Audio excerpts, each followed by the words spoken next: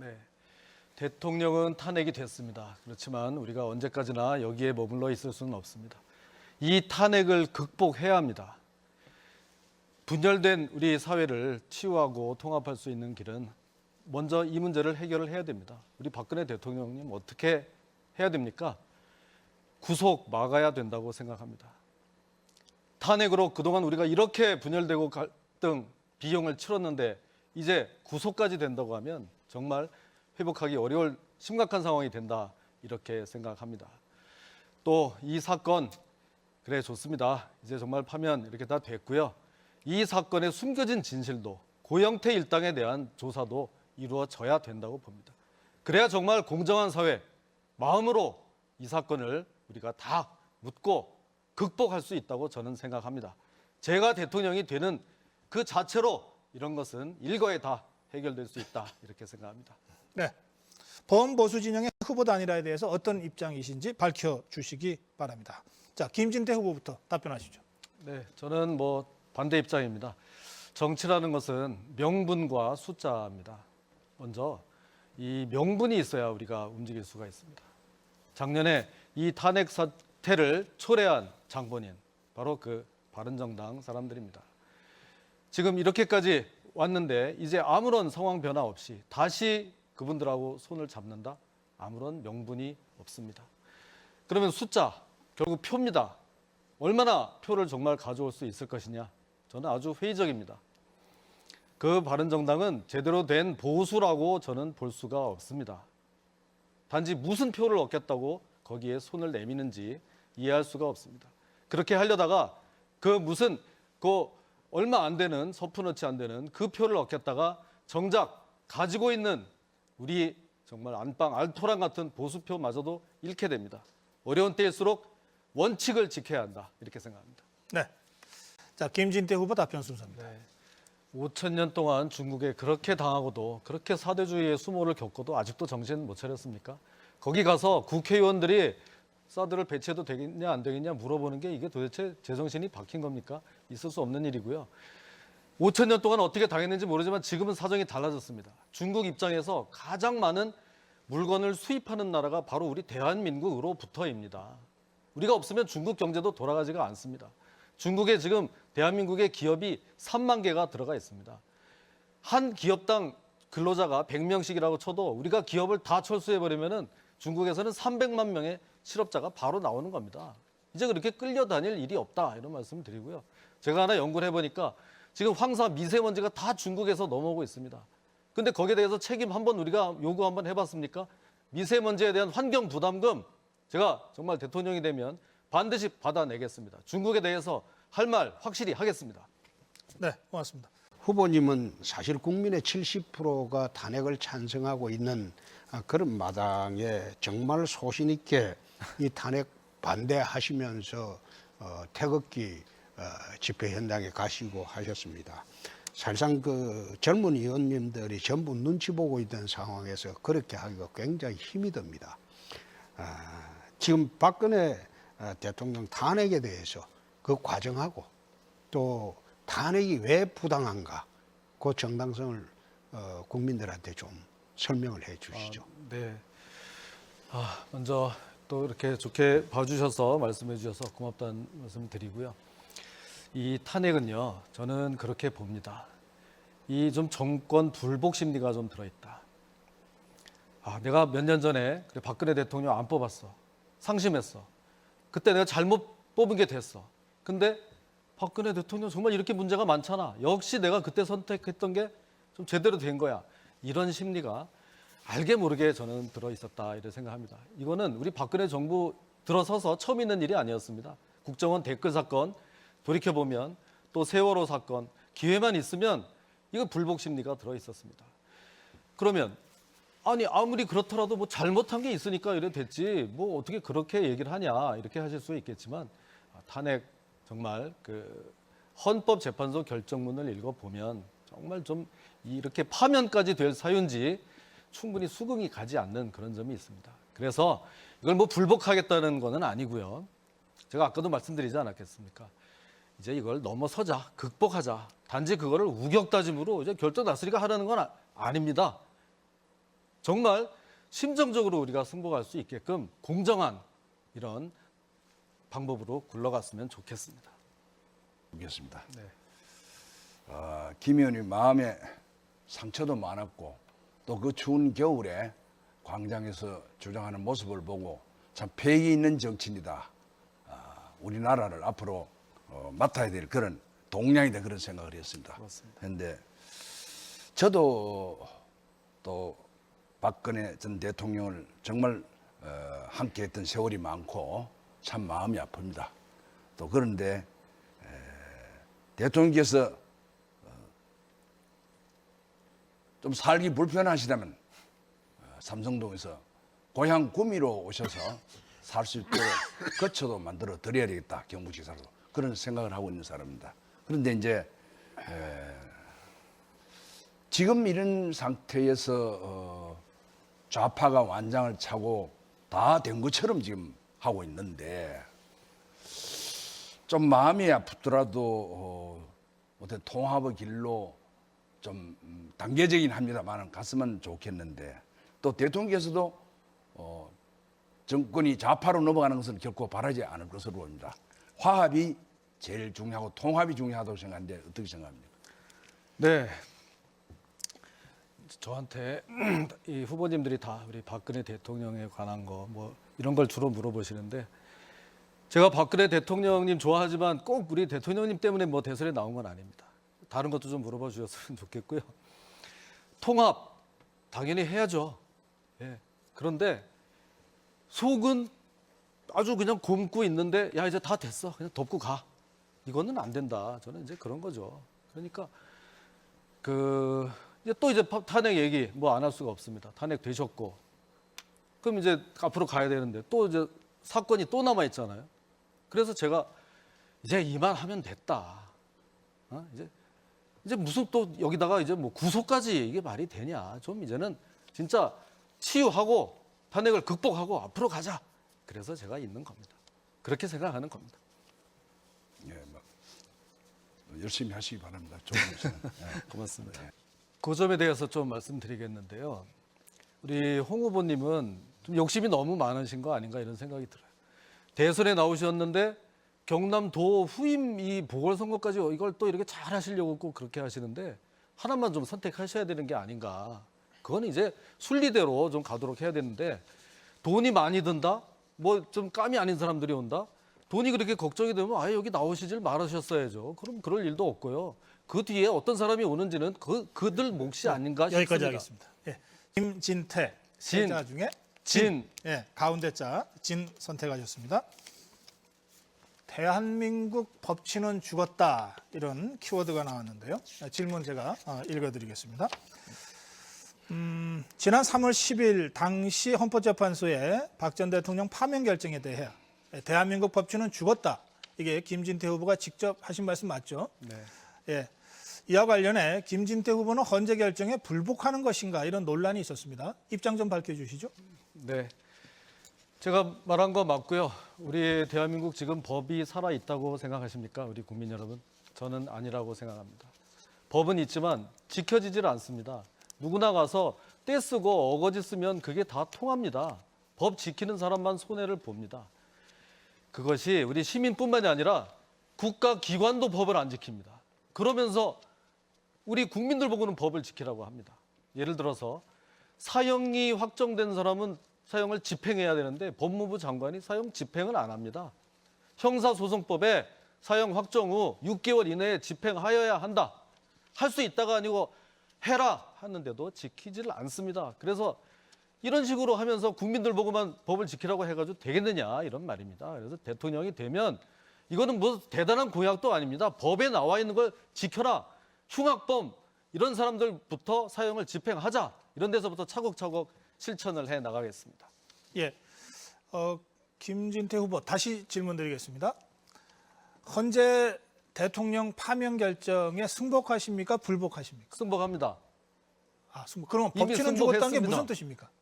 이미 승복을 했고요. 네, 살짝 다른 답변을 했더니 답변할 시간이 자꾸 늘어나네요. 제가 또 다시 물어보시네요. 알겠습니다. 승복은 그거는 했다. 승복 당연히 한 거고요. 네. 자유로운 비판, 비평, 예. 판례 평석 얼마든지 가능한 겁니다. 그런 차원입니다. 그런 차원에서 개인적인 당연하죠. 의견을 바란 것이다. 당연하죠. 알겠습니다. 자, 주도권 토론 시작하십시오. 네, 우리 홍 후보님한테 묻겠는데요. 아까도 이제 김무성 의원 만난 것에 대해서 말씀하시면서 뭐 본래 친하고 했으니까 그냥 뭐 만났다, 뭐 이런저런 이야기를 했다 이렇게 말씀하셨는데 글쎄요. 지금 정말 이 공당의 대선 후보가 되겠다고 이렇게 나오셨는데 공인 중에 공인 아닙니까? 그런데 어떻게 이런 사적인 그런 이유에서 그렇게 하는 것은 좀 이 공사가 좀 이렇게 구분이 좀 덜 된 거 아닌가 하는 생각이 좀 들고요. 저도 그런 식으로 따지면 무슨 뭐 바른한국당에 있는 뭐 친한 사람들 많지만 지금 그런 이렇게 좀 쉽게 처신할 수가 없다 이런 말씀을 드립니다. 바른 정당 말씀하시죠. 제가 바른한국당이라 예. 그랬는데 너무 좀 긴장하다 보니까 대선에 처음 나오다 보니까 바른 정당으로 정정을 하고요. 하여튼 저는 이제 거기에 대해 좀 부정적인 입장 아닙니까? 그래서 너무 좀 옆집 당에 가서 자꾸 좀 이렇게 기웃거리시는 게 아닌가. 우리 집도 여기도 지금 해야 될 일이 많은데 그리고 보면 그쪽에서 꼭 그렇게 좋아하는 것 같지도 않아요. 김무성 의원 답도 안 한다 그러고요. 며칠 전에 유승민은 오히려 뭐 쌩하는 반응을 냈어요. 홍준표 의원이 뭐 왜 그러냐. 재판 받으시는 분이 뭐 적절하지 않다. 그럴 생각도 없다. 뭐 그렇게 할 것 같으면 이거 좀 모양이 좀 그렇지 않습니까? 이제 마무리하겠습니다. 질문을. 언제 한번 그냥 별거 중이라 그랬는데 별거 아니잖아요. 이제 완전히 후적 정리한 이혼했는데 거길 자꾸 찾아가서 그렇게 하는 게 맞습니까? 질문 드립니다. 네. 대통령이 되려면 적과도 포용을 할 수 있어야 되고 그리고 과거에 동지였던 사람은 첫째 포용을 할 수 있어야 됩니다. 그리고 어떤 모욕적인 질문이나 그것도 견디내야 됩니다. 과거 같으면 내가 가만히 안 있어요. 그러나 대통령이 되려면 그 많은 모욕이나 그런 질문 다 받아 넘겨야 됩니다. 유승민 의원 말씀하시는 건 내 대꾸를 하지 않습니다. 그 대꾸를 하게 되면 그것이 빌미가 돼서 나중에 우파 단일 후보가 되기가 상당히 어렵습니다. 그래서 내 김진태 후보님 말씀하시는 거 내 새겨 듣기로 하고 내 앞으로 더 포용적인 자세로 나갈 겁니다. 거기뿐만 아니라 우리가 다시 포용해서 좌파 집권을 막아야 할 그런 분들도 많습니다. 네. 예, 뭐 듣기에 따라서 좀 하여튼 좀 뭐 선뜻 이해하기 어려운 또 이런 답변도 해주셨는데요. 또 계속해서 한 가지만 더 홍 후보님에게 묻겠습니다. 이 좀 발언 그동안 이렇게 해오신 거에 대해서 조금 이제 이렇게 논란이 있습니다. 근데 뭐 저도 그동안은 뭐 속 시원하다, 좀 보수에 이런 또 분이 계셔야 되는 거 아니냐. 또 그 저격수의 길을 좀 따라간다 이런 생각까지 제가 했던 개인적으로는 그런 사람입니다. 그런데 최근에 하신 발언을 보고 좀 깜짝 놀랐습니다. 자살을 검토하겠다. 내가 뭐 대법원에서 이게 뭐 만약에 잘못되면 자살을 검토하겠다. 처음에 그 기사를 보고 자살을 고민하겠다가 뭐 이게 잘못된 게 아닌가. 자살을 검토하는 사람도 있나. 그러니까 이 좀 지사를 오래 하시다 보니까 그 검토를 뭐 아랫사람한테 맡긴 거는 아닐 것 같고 하도 검토 보고서를 이제 보시다 보니까 이제 스스로 검토하시겠다는 것 같은데 글쎄 좀 그거는 잘 이해가 안 갑니다. 그럼 검토를 해서 그러면 뭐 일하는 뭐 자살하는 거고 뭐 이하는 자살 뭐 그런 거 말하는 것 자체가 저도 정말 이게 참 송구스럽습니다. 그래서 제가 이제 말하는 거는 그런 것도 정말 좀 이렇게 좀 순화된 아름다운 이런 좀 말씀을 쓰시면 어떨지. 자살 조금만 더 하면 자살이라는 게 뭐 본래 안 좋은 거고 이게 개인적인 꼭으로만 안 좋은 게 아니라 국가적인 문제이기도 하잖아요. 자살률이 우리가 아주 1등이고 그런데 대통령 후보가 되시겠다는 분이 그렇게 자살 이런 말을 좀 남발하시는 거는 좀 문제가 있다 이렇게 생각하십니다. 답변 한 1분 내로 부탁드립니다. 제가 저격수를 해도 같은 편끼리는 단 한 번도 저격수 역할을 해본 일이 없습니다. 경선이다 보니까 제가 이 비아냥대는 소리도 내 받습니다. 내 받아들이겠습니다. 자살을 검토하겠다. 그 말은 노무현 대통령께서는 640만 달러를 받은 것으로 발표가 됐기 때문에 극단적인 선택을 했지만 나는 돈을 받은 사실이 없기 때문에 그런 극단적인 선택을 할 필요가 없다. 그런 뜻입니다. 내 경선이라서 내 의원님 말씀하시는 거 그 내 비아냥대는 소리도 내 다 소화를 하겠습니다. 예, 알겠습니다. 예. 이게 지금 경선 후보로 이렇게 우리가 나와 있는 거고 질문을 하고 답변을 하는데 비아냥된다 뭐 이런 거는 다 보시는 분들이 그거는 판단을 하시는 거지. 이건 뭐 잘못하다가 뭐 질문을 해놓고 이거 좀 혼이 날 판이고 이거는 좀 아닌 것 같습니다. 그래서 제가 뭐 개인적으로는 뭐 여러 가지로 다 우리 또 뭐 선배님이고 하시고 그렇게 하지만 오늘 이 자리는 당당한 우리 이제 경선 후보로 나오셨기 때문에 질문 자체를 뭐 평가한다거나 뭐 이런 거는 좀 자제해 주시기를 다시 한번 당부를 드립니다. 우리 이인재 우리 후보께 묻겠습니다. 또 태극기 집회도 이렇게 많이 참석해 주시고 제가 옆에서 이렇게 또 경선 과정에서 보면 정말 많이 배웁니다. 그 내공을 제가 정말 많이 배웁니다. 우리가 이렇게 이 경선에 참여할 때 경선 룰 뭐 이제 이런 것 때문에 조금 진통이 있었습니다. 처음에는 이 당원권 정지가 돼 있는 분도 그거를 또 이렇게 풀어서 경선에 들어올 수 있게 이런 일도 있었습니다. 뭐 모든 자원을 활용한다는 측면에서는 뭐 아주 이해하지 못할 거는 아니지만 당원권이 정지돼 있는 사람 중에 또 하고 싶은 사람이 더 있습니다. 그래도 또 그게 공평하게 적용되지가 않습니다. 이런 점.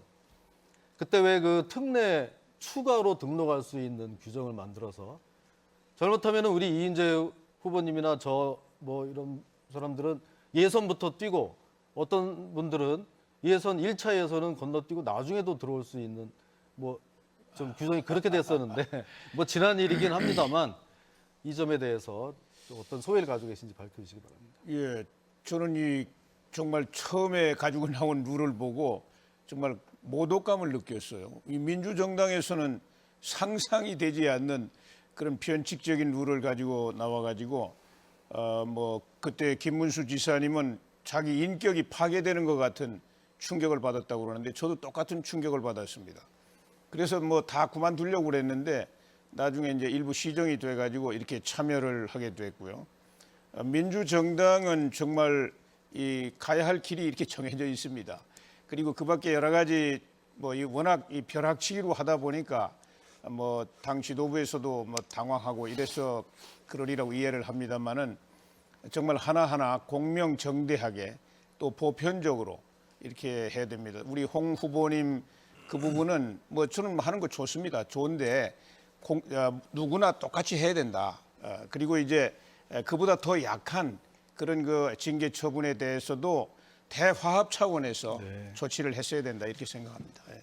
제가 또 우리 이인재 후보에게 그렇게 물었다고 우리 홍 후보님이 너무 서운하게 생각하실 거는 없습니다. 저는 정말 그렇게 정말 서운한 사람은 저입니다. 그래도 어떡합니까? 이게 대승적 차원에서 이런 거 다 안고 이렇게 온 겁니다. 토론 과정에서 뭐 이런 정도는 말할 수 있다고 저는 생각하고요. 김관영 후보께 묻습니다. 짤막하게 묻겠습니다. 시장 3선, 지사 3선 정말 아주 뭐 그랜드 슬램 대망의 기록을 이렇게 하셨는데요. 뭐 존경스럽습니다. 이 선거 한 번 이렇게 한다는 게 보통 일이 아닌데 그걸 어떻게 이렇게 하시는지 존경스럽고요. 다만 이거는 정말 행정의 달인이신데 이거는 완전히 정치 중에 최고의 봉인 이 대권에 바로 또 이렇게 나오셨는데 혹시 워낙 다른 이런 차원의 일이라서 좀 문제는 없을지 뭐 각오는 어떠신지 답변해 주시기 바랍니다. 김진태 후보님 여러 면에서 박수 받는 후보입니다. 그리고 사실 저는 뭐 현장에서 야전이 있었던 사람인데 하도 정치가 지금 엉망입니다. 엉망. 오염이 되고. 그래서 저 같은 사람이 중앙정치에 진 빚이 없으니 들어가서 개혁도 하고 변화도 시키고 그 중심에서 국민과 함께 있고자 힘든 일이지만은 뚜벅뚜벅 가고 있습니다. 예. 김진태 후보의 주도권 토론 10분 딱 됐습니다. 중요한 게 태극기 민심이 제일 핵심적인 보수 민심인데 이거 끌어안아야 되지 않습니까? 근데 왜 거기서 지금 새 정당을 만든다고 그래서 제가 굉장히 걱정이에요. 못 만들게 좀 할 수 없습니까? 맞습니다. 우리 자유한국당에 대해서 실망한 민심이 그렇게 지금 표출돼 있는 거거든요. 저분들을 그대로 저렇게 아스팔트에 둘 수 없습니다. 아니, 실체가 그리고 분명히 있거든요. 정당을, 예. 네, 그 정당을 지금 만든다고 하는데 이걸 좀 말려야죠. 그냥 말려서 말리셔야 우리 됩니다. 예. 우리 당으로 정말 품어 들여야죠. 왜냐하면 시간이 많으면은 뭐 만들어 가지고 M&A 하면 또 좋을 수가 있는데 지금 시간이 없으니까 네. 우리 김 후보께서 그러지 마시고 우리 자유한국당의 중심으로 들어오시고 나름 지금 아직 덜 일어선 우리 보수 민심도 일으켜 세워서 우리 다 결집을 시켜야 된다 이렇게 좀 설득을 해주시기를 바랍니다. 알겠습니다. 예. 네. 네, 이상입니다. 고맙습니다. 이인재 후보 마무리 발언 해주십시오. 네, 분명히 하겠습니다. 북한은 국가가 아닙니다. 우리 헌법은 한반도와 그 부속 도서를 우리 대한민국의 영토로 하고 있기 때문에 또 국가보안법에 의해서 북한은 반국가 단체입니다. 거기에 대해서는 이론이 없을 것이다 이렇게 생각합니다. 어떤 북한에 대한 태도랄지 또 혹은 무슨 탄핵을 정치적인 탄핵은 맞는데 사법적 탄핵은 잘못됐다. 이거 좀 어떻게 이해해야 할지 모르겠습니다. 저는 제가 그렇게 달변은 아니라고 생각하지만 큰 실수는 하지 않는다고 생각합니다. 왜냐? 한번 생각한 것 그렇게 바꾸지 않습니다. 몇 년 전의 말이나 지금의 말 항상 똑같습니다. 이 대한민국에서 정말 소신과 원칙을 지키고 사는 것 정말 어렵습니다. 욕도 많이 먹었습니다. 그렇지만 그 소신과 원칙 가지고 여기까지 왔습니다. 이 추진력 가지고 이 보수의 아이콘이 이제 미래의 아이콘이 되겠습니다. 우리 대한민국 성장 엔진 지금 멈춰 있습니다. 국가 시스템 다 지금 스톱 상태입니다. 이거 다시 정비해서 이제 3만 불, 4만 불 가야 되지 않겠습니까? 어떻게 여기까지 온 나라인데 여기서 멈출 수가 있겠습니까? 미래의 아이콘이 돼서 제가 한번 해보겠습니다. 맡겨주십시오. 고맙습니다. 네,